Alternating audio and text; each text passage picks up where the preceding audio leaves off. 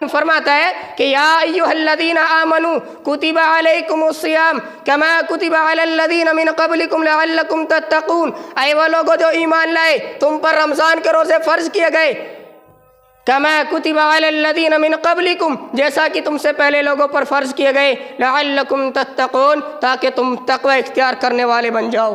اس آیت کریمہ سے معلوم یہ ہوا اللہ رب العالمین نے رمضان کے روزے اس لیے فرض کیے تاکہ ہم متقی بن جائیں، تاکہ ہمارے دلوں میں اللہ کا ڈر پیدا ہو جائے۔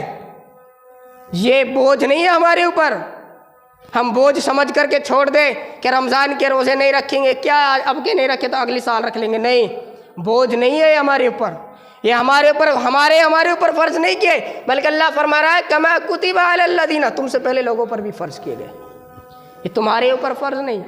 وجہ بھی بتلا دی، روزے کا فائدہ بتلا دیا، فائدہ یہ ہے روزہ رکھنے کا، اس لیے روزے فرض کیے تاکہ تم متقی بن جاؤ، تاکہ تمہارے دلوں میں اللہ کا ڈر پیدا ہو جائے۔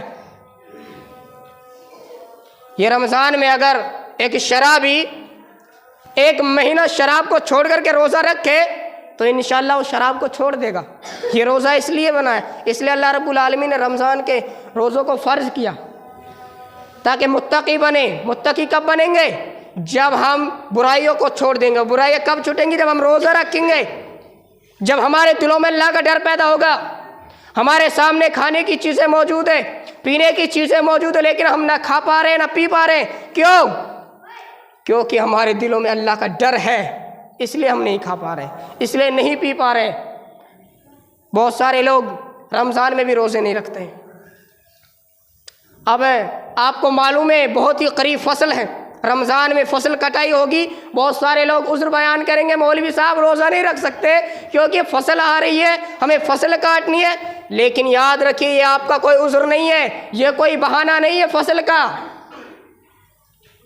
ایک شرط پر انسان روزہ چھوڑ سکتا ہے کہ وہ بیمار ہو، بیمار ایسا کہ وہ روزہ نہیں رکھ سکتا، یا سفر کر رہا ہے، اسے لگ رہا ہے کہ میں سفر کروں گا، میں روزہ نہیں رکھ سکتا، مسافر روزے کو چھوڑ سکتا ہے۔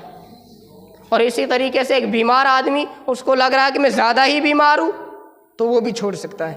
ان کے علاوہ کو روزہ چھوڑنا، روزہ جو جان بوجھ کر کے چھوڑتا ہے اس کی سزا سنی اللہ کے نبی صلی اللہ علیہ وسلم بیان کرتے ہیں۔ ابو امامہ الباہلی رضی اللہ تعالیٰ عنہ سے روایت کہ اللہ کے نبی صلی اللہ علیہ وسلم بیان کرتے ہیں، میں نے خواب دیکھا، مجھے خواب میں 2 آدمی اٹھا کر کے لے جا رہے تھے اور مجھے ایک پہاڑی پر لے گئے، اور اتنی اوپر لے گئے جب میں پہاڑی کی چوٹی پر چڑھا تو میں نے وہاں پر لوگوں کی چیخ کو سنا، آہو بگا ان کی سنائی دے رہی تھی مجھے۔ اللہ کے نبی صلی اللہ علیہ وسلم پوچھتے ہیں کن لوگوں کی چیخ ہے، کیا ہے، کیا وجہ سے، کس وجہ سے یہ چیخ رہے ہیں، کیوں رو رہے ہیں؟